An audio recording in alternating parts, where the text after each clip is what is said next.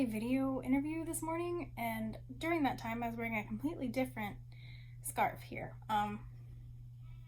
After that, I decided I was going to take some pictures of my new banyan.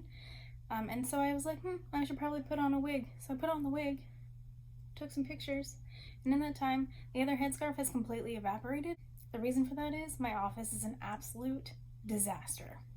I'm usually a neat freak, but when I get a lot of projects at once, that all goes out the window. But because I've finally caught up on things, it's time for me to actually reset and make it livable again. So here we go.